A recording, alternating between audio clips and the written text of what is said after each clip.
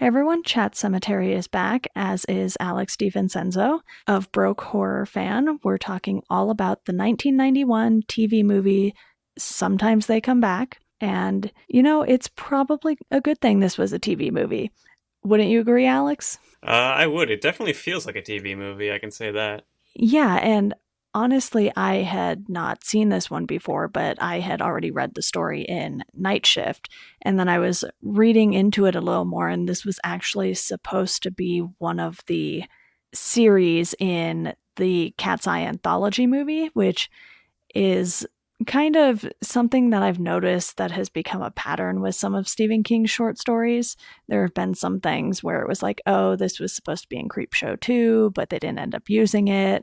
So these shorter stories that probably would have benefited from a shorter runtime are kind of being stretched into longer movies. And I think it worked a little better for this one, given that it was one of his longer short stories. Yeah, I'd agree. I don't think they would have lost too much. In fact, the pacing might have benefited if it was like, one half of a movie, if it was 45 minutes or whatever. But it doesn't feel particularly drawn out as a feature. It's kind of right in that sweet spot where it's enough material to kind of sink your teeth into and expand on Yeah. without having to, it's not like adapting a full novel where you have to lose a bunch of details. Totally. And I think one of the main things that made this work was how they incorporated the flashbacks and everything. But before we dive into the story, I want to talk a little bit about the cast because you aren't getting a ton of heavy hitter superstars in this. You have Tim Matheson and Brooke Adams, who might be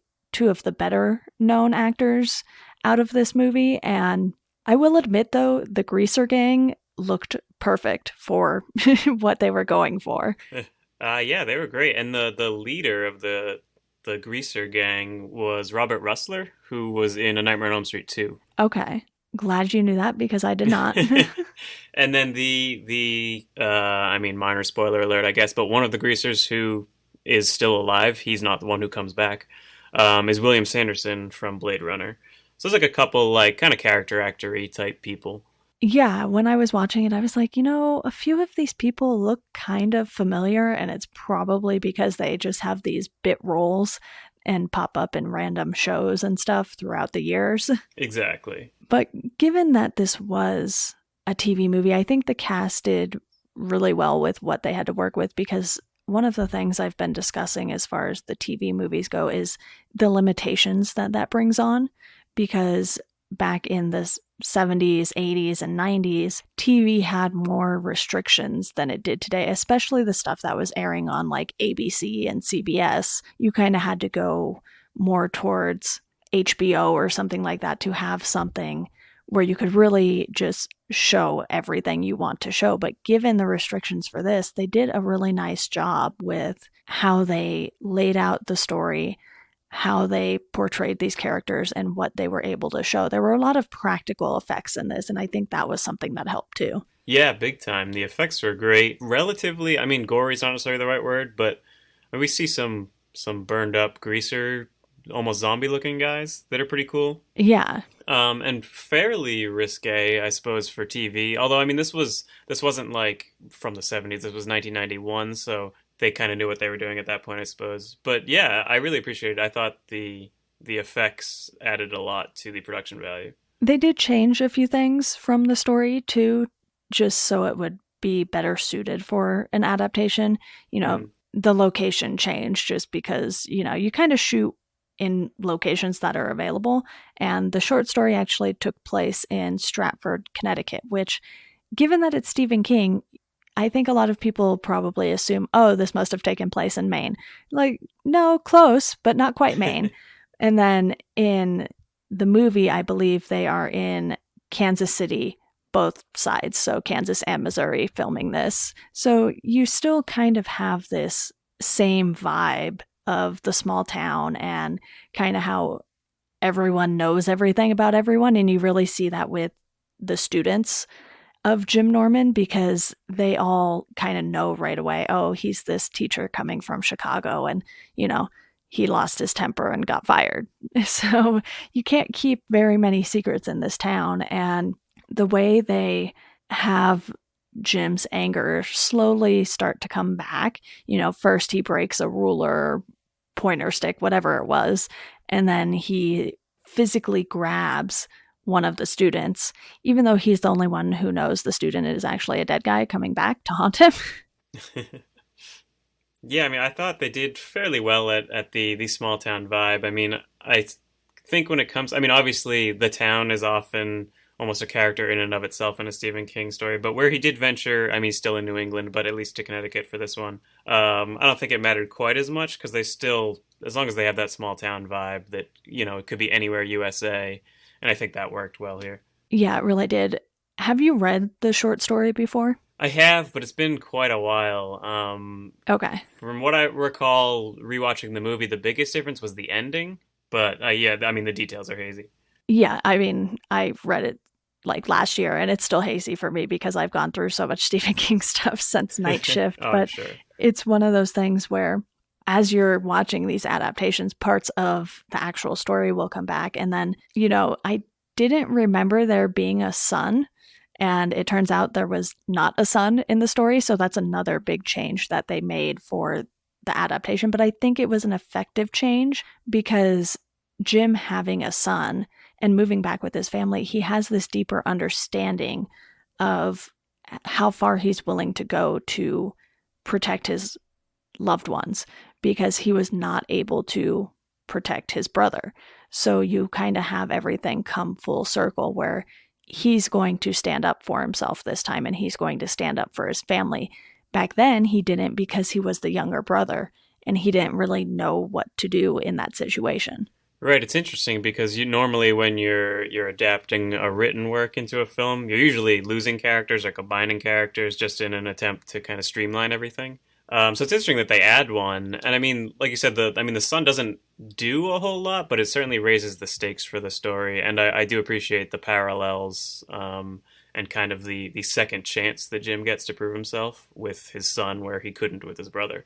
Yeah, he kind of just gets yelled at a lot, Yes. go eat his breakfast and do the stuff. But then you have that moment where the guys are chasing him down in the car and they flip over this other car that he goes to hide under. And that is something that, like you said, raises the stakes. And that moment, you're like, oh, wow, they're really going after Jim. And Yeah. in more ways than one. So you have these bad guys who are, the villains for this story, and you can't really kill them in a traditional way because we see Jim shoot one of them and nothing happens. He just pops up looking younger than he did when he arrived at the house.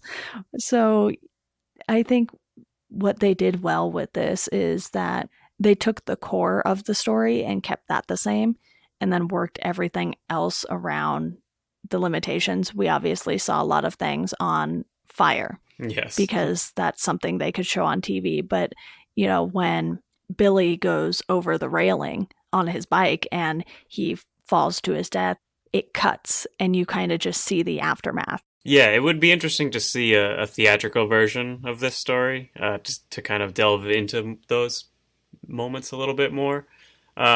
But as you said, as a TV movie, it's really not bad for what it is within those limitations. They kind of push it as far as they can and don't necessarily need to go any further. What was something you didn't like about this adaptation in particular, though? Because even though it is definitely better than the last movie we talked about, which was A Return to Salem's Lot, there was something that still, for me, felt a little lacking. I don't know if it was they were spending too much time on the flashbacks or just the fact that it was a 90s TV movie and you kind of kept wanting more out of it. But was there any one thing for you that really stood out that was more of a negative? I think the biggest thing was the ending. It gets super melodramatic and kind of hokey in its melodrama. It almost reminded me of like a I don't know, like a Are You Afraid of the Dark episode or something like that. And I mean, this is coming from someone who loved Are You Afraid of the Dark, so it's not necessarily a negative thing, but just not necessarily something I want out of a Stephen King adaptation.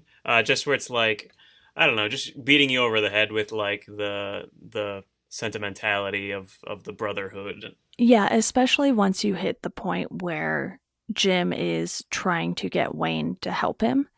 And he sees this, I guess, pathway open up. I don't really know what's going on here. It was definitely one of the CGI moments where you're like, okay, that's very bright light because you're just trying to cover up the bad CGI. And then his brother is just standing there and he doesn't really say anything to him. And I'm like, why aren't you like calling out for him? You're just staring at him and sort of just thinking he's going to recognize you as an adult. It was very strange. I was like, what is really going on here? And from there, you sort of get into all of those melodrama moments. Yeah, and I feel like it like could have ended. It could have wrapped up a little faster once you get to that melodrama, and it just seemed to keep going and going. That he can move on to heaven or whatever, and it was just, I don't know, little too maybe on the nose is the right term for it. And not the best, most exciting ending to a movie that otherwise wasn't so bad, but what can you do? Right. And what did you think of Carl Mueller deciding to do the right thing? Because he's the only one out of the greaser gang that survives the train plowing down pretty much everyone. And you can tell he's lived this hard life after the fact. And I'm sure some of that was by choice. Like, he probably could have turned his life around if he really wanted to and really felt bad about everything. But he probably just spiraled from there. And then we see him. And the first time he pops up is when he's pointing a gun at Jim's face because Jim goes to his house. And you have that moment where you feel like you've hit this sort of climax for Jim confronting one of the guys who had a hand in killing his brother. And then it almost felt like it didn't live up to what it could have been. Yeah, I don't know. I feel like that's almost like one of the most Stephen King moments of the script because it's, and I don't, not to say Stephen King doesn't live up. I mean, just like the character arc of it all, I guess, the kind of going for the redemptive angle, but they certainly kind of do it, rushed. It's very rushed. It feels like, Right. in a Stephen King, if this was a novel as opposed to a short story, he would have had a whole chapter about what Carl went through and his whole, upbringing since the death, since the incident. So we just kind of get the vague pieces of the story and kind of have to put them together. So I mean, I didn't necessarily mind it. Again, it kind of it leads right into the melodrama that comes later, where like you can't just have everyone be bad. Somebody has to be redeemed. Right. So it was. I could have gone either way with it, though. Yeah, I felt like out of all of the characters, aside from the son, I would say, and maybe even Jim's wife, Carl probably had the least character development because even with Sally, the wife, you could tell that she wanted to be able to get through to her husband. She's having these conversations with him, and the kids kind of just popping in and out. And they're trying to have these serious moments, but Jim just keeps brushing her off and not wanting to loop her in on what's going on. And by the end of it, you see that she understands, which is kind of rushed as well because she just accepts it right away that his dead brother came back and these Yes. dead guys came back to haunt him. And, at first he holds that all in and it's like, okay, if she was that accepting of it, I think he could have maybe told her a little earlier and then they try to work through it together a little more instead of just using her as sort of the damsel in distress along with the kid. Yeah, it certainly would have been nice to have her be an actual character and not just kind of this Prop. almost a prop. Yes, exactly. Yeah, it's one of those downfalls of a lot of these earlier adaptations too. You've seen it in the 70s and 80s movies too, where the women aren't really the center of attention. You obviously have exceptions like Carrie and even Firestarter because those have female leads, but it seems like whenever there isn't a female lead, there's just something lacking in those characters. Yeah, and I mean when you look at this movie even on a broader spectrum, she's the only female character other than what a couple of the students. Yeah, other than the one student who dies, pretty much. She's the only one who has any Yeah, significant exactly. lines, and then they go and kill her. So it's just like, okay. And we do see Jim's mom when they're doing the flashbacks, but That's she's right. Yeah. kind of just looking on. I don't think she even has any lines, nor does the dad. No, she's just there in heaven or whatever. So you have these characters who probably could have used a little more screen time, a little more development. And given that this movie was a little over an hour and a half, it's not like it was too long of a movie. You could have maybe cut down on some of those flashbacks because some of those were really, really long. I was like, wait, what is Jim actually doing right now? And then all of a sudden he's sitting on his porch crying. And I'm like, wow, that was a long flashback. Yeah, I was gonna say they probably needed to make their, whatever, 97 minutes so they have enough time to make a 2 hour TV block, but they certainly could have cut down on the flashbacks and bolstered the characters a bit more. Yeah. And again, TV adaptation, I typically don't have too high of expectations for these. I think of the ones I've watched so far, the It miniseries is probably the better one that I have seen. And, the 1979 version of Salem's Lot wasn't horrible. It's just, it was 1979. So you It's have a very lot of, dated. yeah, you have a lot of these factors going in to where it doesn't age super well, especially anytime they try to use effects that aren't practical in these.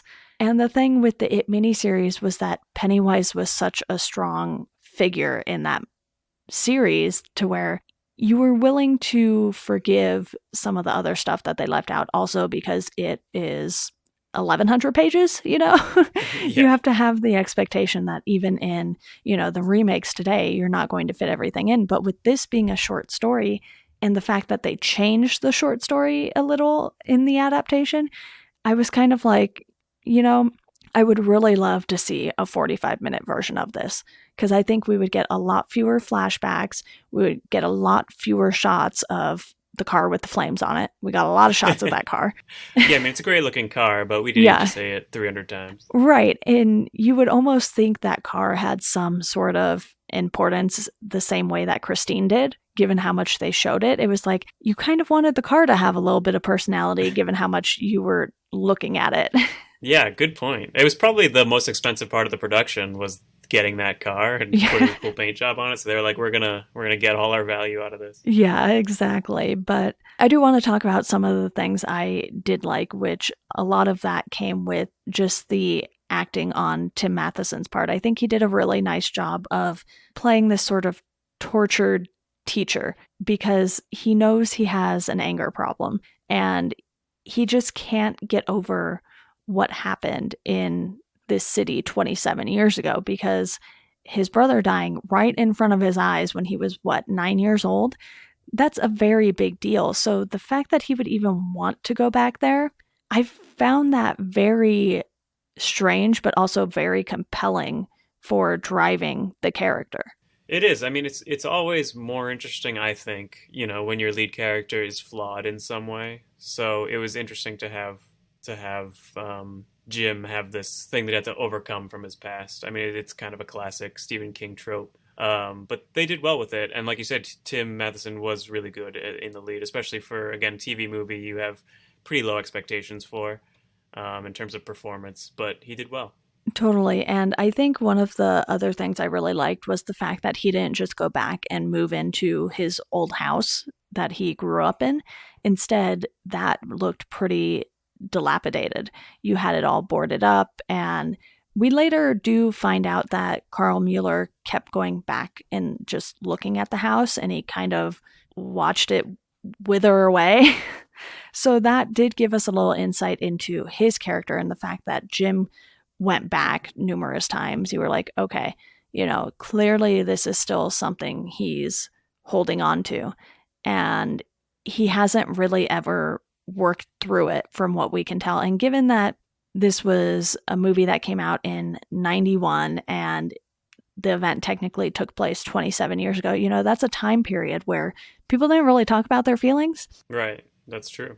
So I think they nailed that part of Jim's character. He kept everything so bottled up inside that he didn't really know how to properly handle any of it. Right, and then that fuels the angry streak that he has. Yeah, exactly. So, what were some of the things that you particularly enjoyed from this? I did enjoy the performances. I mean, I think again, I wish some of the cast had a little bit more to do, but I think given the roles and given that it was a limited budget TV movie, the cast all around was pretty good. I really enjoyed the greasers. They're kind of like these, you know, almost annoying, but in a good way. The way they just kind of like cackle like hyenas, and the effects I thought, which we already touched on, were really good. The car was cool, but we didn't need to see quite as much. But I mean, if you have a car that shoots flames out of its exhaust pipes, I mean, you got to show it a lot. Fair enough. One of the things I did notice, and I don't know if you necessarily caught on to this, but when the train was coming in the flashback, it almost looked like the way they edited that scene together, it hit the car twice, or the car flipped in the same way, like more than once. So maybe they didn't get quite the right flip that they wanted. So they kind of doubled up on the footage there. There was some weird cut there. And I was like, oh, that was a little noticeable, but forgiving. I didn't catch that, but that's like a classic action editing technique. You film an explosion from like three different angles and you cut between all of them so it looks like a bigger explosion. So I wonder if maybe that's what they were trying to do, make it look like a bigger accident. I don't know. I mean, I guess a car being hit with a train once is probably enough to kill people, but I guess bigger is better. Yeah, it definitely seemed like something along those lines. And it was just a split second, but because I happened to be like intently staring at the screen at that moment, it seemed like something was a little off with it. But like you said, a lot of especially practical action scenes like that, you're going to have some blips every now and then. And I still catch stuff in TV today. You'll have a scene where something is on the right side of someone's desk and then they cut away and cut back and it's on the left side of their desk. It's Oh just yeah, little something, continuity things. Yeah. yeah, it's just something that happens. And more often than not, one, either people don't notice it or people are just forgiving of it because it's TV. Well, yeah, I mean, I guess, and the same goes for a TV movie, although maybe not quite as bad. But I mean, TV shoots on such a fast schedule; they just have to Yeah. kind of get in and get out. They don't have time to. I mean, I'm sure to the best of their ability, they have script supervisors and what have you looking over that stuff. But there's only so much you can do when you're rushing through whatever 10 pages a day. And I imagine something similar to this, a TV movie back then didn't have the biggest budget to compete with, real, I mean, theatrical movies. Right. And I believe the production time on this, or at least the film timeline, ran about 5 weeks, which, when you think about it, 5 weeks isn't a whole lot of time if you figure they're setting up from different angles. A lot of times it's the setup that takes the longest. Oh, absolutely. I mean, now independent movies would kill for 5 weeks, but but back then, I mean, that was very, very short. Yeah. And given that this was on CBS too, it's a huge network. It's not like this was on one of the smaller random networks, but even if you were to have something like this air on, let's say, AMC or something like that, there's a lot more you'd be able to do with it now than you could back then. And, sometimes they come back might be a remake contender in the near future here, given how many remakes we are seeing. We had the first It movie, the second one's out now. Pet Sematary got a remake that altered things, and there's just so much going on in the world of Stephen King, even still, that it's like, okay, is anyone ever going to just stop making Stephen King adaptations? It's hard to imagine a time where they don't.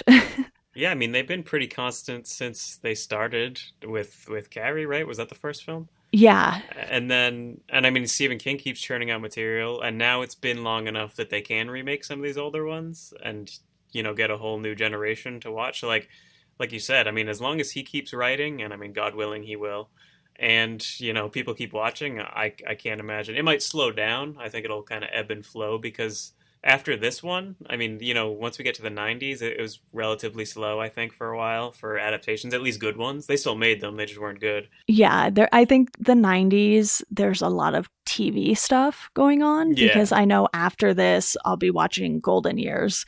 And, I think some like the Tommy Knockers were TV miniseries or something like that. So there's a lot of TV stuff going on in the 90s, but I think it does slow down a little for the bigger releases. Right. Yeah, I think it was such a big hit. Really hit the zeitgeist. And so people went after TV for a little while. I mean, this came out a year after it, so it's pretty obvious they were trying to cash in. And if you look at the title, the title card or the poster, it's Stephen King's Sometimes They Come Back. They're really cashing in on his name more than Right. the actual title of the story because it wasn't the title of his book. It didn't have the same name recognition as something like It or Salem's Lot. Yeah, and I mean there are still, I guess, a significant amount of movies in the 90s, but it's really ones like Shawshank Redemption that sort of steal the spotlight away from the rest of them, because then you have things like, Sleepwalkers, Children of the Corn 2, and it's like, okay, not so Children of great. the Corn 2 through 7 or whatever. They're up to like 10 now. It's It's wild. insane. I think I'm only going to cover the first 3 and then be done. And what's interesting with this one is that it did spring some sequels. I believe there's 3 or 4 Sometimes They Come Back movies. I think there's 3 in total. The other ones went to video as opposed to TV, so I'm sure they were even lower budget. Yeah. Sometimes they come back again in 1996, and sometimes they come back for more in 1998, which are all 3 of them have like pretty cool titles. I've never seen the sequels. They're probably not particularly good, but I'm kind of interested now, to be honest. The second one has Hilary Swank in it and Alexis Arquette. I saw that. I Um, was like, oh, those are some names. so that could be interesting. I don't know. Are you covering the sequels on here? Maybe I can come back and we can revisit. I am, and both of them happen to be open. I'll keep that in mind. I'll see if I can track them down. Yeah, and I just thought it was interesting because of how this leaves off. It's like, a sequel technically has to be a whole new story. You can't really come back to Jim for this. His story has wrapped up. And if I'm not mistaken, that's what the 2 other movies do. They just bring the same concept back. And it's been tough kind of deciding which movies I want to keep on the list for this and which I want to not cover. And I had someone who wanted to talk about the first and third Children of the Corn movie. So I was like, okay, well, if I'm doing the first and the third, I have to do the second. I can't just be skipping numbers here. But then I was like, you know what? Does anyone care about 10 Children of the Corn movies? Do I want to do that to myself and then have to do it to someone else for, someone to come guest on them? So, I'm glad that you were somewhat interested in the other 2, because I was sitting here looking at my spreadsheet and I was like, oh boy, I think I'm going to have trouble filling some of these slots here. Well, I think listeners, you should tweet at Chat Cemetery and tell them that you want to hear about all 10 Children of the Corn movies. Oh, please don't. But yeah, I think I haven't really looked into them at all, but I would venture to guess that, like most direct-to-video sequels, the Sometimes They Come Back sequels are probably going to be basically the same story with new characters put Yeah. in, which is okay sometimes. We'll see how it turns out with these ones, I suppose. Oh, yeah, for sure. And there's definitely more Carrie movies than I thought there were. So Oh diving yeah. into this has been very interesting. But before we go, I want to quickly discuss some ratings on this. I ended up giving this a 2.5 out of 5, which I know seems kind of low, but given the restrictions and given the flashbacks that lasted a little too long, it was one of those things where I had a good time watching this, but I don't think I would be interested in watching it again anytime soon. Except for the sequel. I'd agree with that. I think I'd probably give it a 3 out of 5. A little more lenient, but I mean, in general, it's very middle of the road for Stephen King, because I mean, when his adaptations of his work, I should say, are good, they're really good, and when they're bad, they're really bad. So this one just being kind of like, okay, I'm okay with. And the only time you can really blame Stephen King for something of his being bad as far as movies go is when he directed Maximum Overdrive, but that's a fun bad movie. Right, So absolutely. you have those movies where you go into it knowing that it's probably not going to be a good adaptation simply because we haven't heard a lot about it. People aren't writing about Sometimes They Come Back every time there's like a 10-year anniversary of it or something. Right.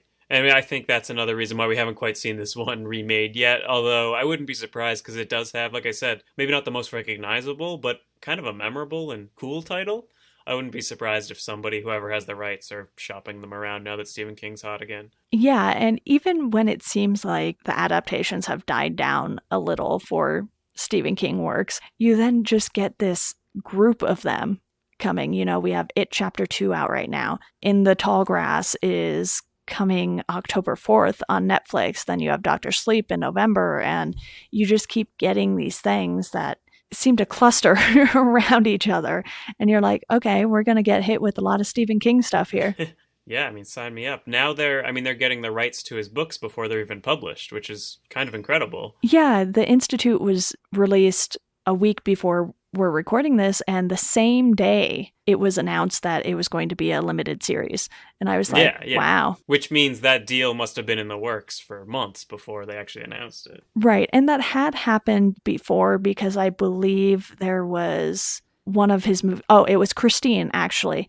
The book and the movie came out in the same year. So you know that had to have been in the works before Right. the book actually came out, because there's no way that you could have a book come out and then have a movie come out months later. You know, that would be an insane timeline for those two things to happen. But Alex, do you have any final thoughts before we go here? One thing that I forgot to mention or didn't mention, that's kind of a fun fact. This movie is directed by Tom McLaughlin, who directed Friday the 13th Part 6, which is one of my personal favorites. I think it's probably the most fun of the sequels. Okay. I have not seen it. Oh, it's a good one. When you start your Friday the 13th podcast, have me on. But it's the one that embraces kind of the absurdity of there being so many. And because of that, I kind of wanted this movie to have not necessarily a sense of humor, but kind of be a little more playful than it actually was, just to kind of bring that style. But I also understand he's working within limitations of not only a TV movie, but also a script that he didn't write. So for what it is, I mean, I think it's a decent movie. If you consider yourself a Stephen King completist, you definitely want to track it down. Like I said, there's far worse ones out there. This one might not be the most memorable, but it's far from the worst. Yeah, well, that wraps things up. Before we go, though, I want to quickly let you all know about our Patreon. There's a $1 tier that will get you a thank you shout out on this podcast or my other podcast, Welcome to Geekdom, or both if I'm feeling generous. And there's a $2 tier where you can get yourself a Chat Sematary sticker, and it's just a little easy way to support the show if you enjoy it. And as always, you can find us at Chat Sematary on Twitter and Instagram. And thank you all for listening. We hope you enjoy the rest of your day. Thank you.